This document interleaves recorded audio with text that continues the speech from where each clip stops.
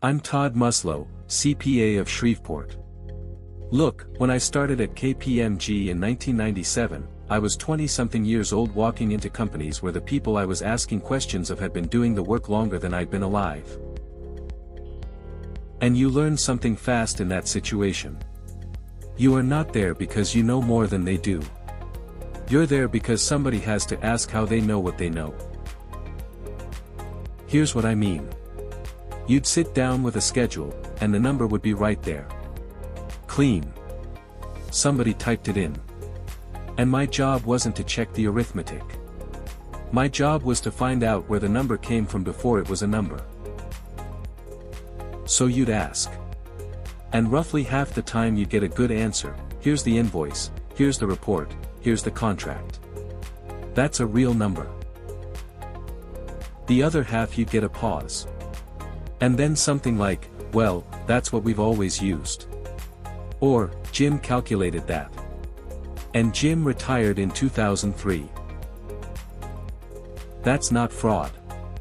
I want to be clear about that. Almost none of it is anybody trying to get away with anything.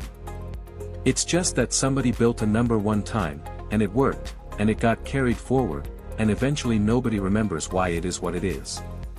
It's a memory with a date on it. The oil and gas work made this sharper because of the estimates. Depletion runs off a reserve number that came from an engineer. Retirement obligations run off what somebody thinks it'll cost to plug a well 15 years from now. Those aren't facts you can go count in the yard. So the number is the estimate, and the estimate is only as good as the report behind it, and half the time the report is sitting in a drawer in somebody else's office. I carried that into everything since. Temple Oil, O'Brien Resources, and now the firm. When somebody hands me a trial balance, I don't start with what the tax treatment ought to be. I start with, what's actually in this account.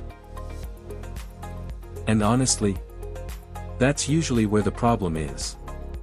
Not the treatment. The classification underneath it. You can compute a deduction perfectly on a number that was wrong before you ever touched it. The thing auditing beats into you is that you're writing for somebody who wasn't there. Some reviewer picks up your file in 6 months with no context and every right to ask. If it doesn't explain itself, it doesn't hold. That's the whole discipline, really. Not being suspicious of people. Just refusing to accept that a number is true because it's already written down.